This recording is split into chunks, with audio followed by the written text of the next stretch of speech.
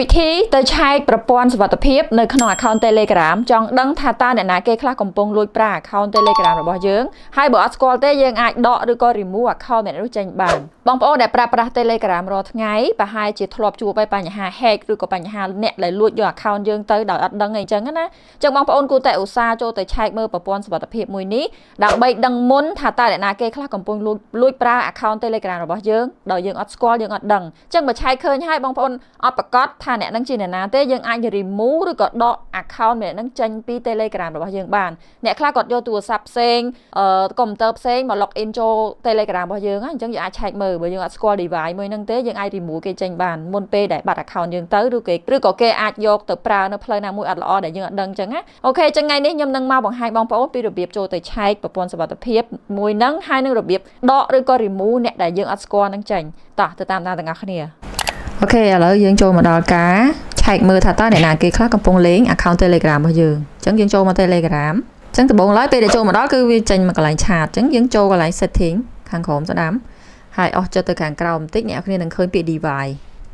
នេះខាងក្រោមលេខទូខាងក្រោម receive call ហ្នឹងណាចុចលើហ្នឹងមកនេះ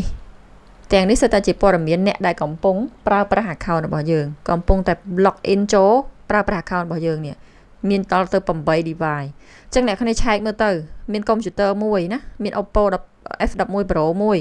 មាន Samsung Galaxy A04 មួយទៀតអញ្ចឹងអ្នកគ្នាមើលទៅ device ទាំងអស់ហ្នឹងមានកុំព្យូទ័រផងទូរស័ព្ទផងនេះ iPhone 7 Plus ទៀត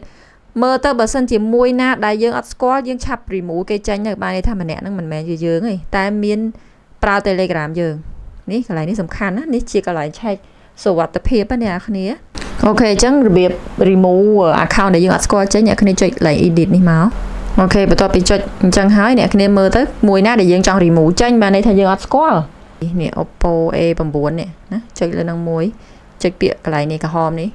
ហើយចុចកន្លែងក្រហមនេះទៀតអញ្ចឹង revise មួយហ្នឹងគឺអត់អាចប្រើ Telegram យើងទៀតទេណា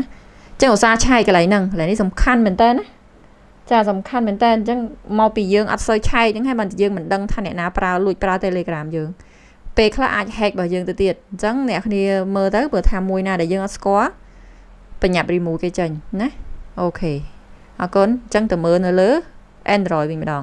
អូខេអញ្ចឹងសម្រាប់ Android អ្នកគ្នាចូលមក Telegram ហើយអ្នកគ្នាចុចកន្លែងស្មើខាងលើឆ្វេងហើយអ្នកគ្នាចុចមកខាងក្រោមអស់មកខាងក្រោមយកពាក្យ setting ហើយអស់ចូលទៅខាងក្រោមទៀតនេះឃើញពាក្យ device នេះអាកន្លែងរូបកុំព្យូទ័រផងទូរស័ព្ទផងហ្នឹងណាចុចលើ device ហ្នឹង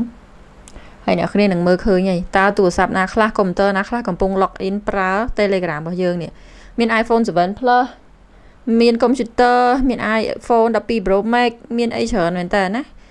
ចុះឧស្សាហ៍ឆែកមើលកន្លែងសុវត្ថិភាពនេះបើ device ណាដែលយើងអត់ស្គាល់បញ្ញាប់ remove គេចេញ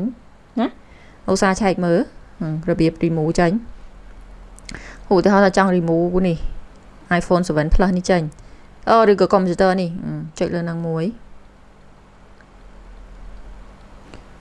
ចុច allow ចុចលើនឹង allow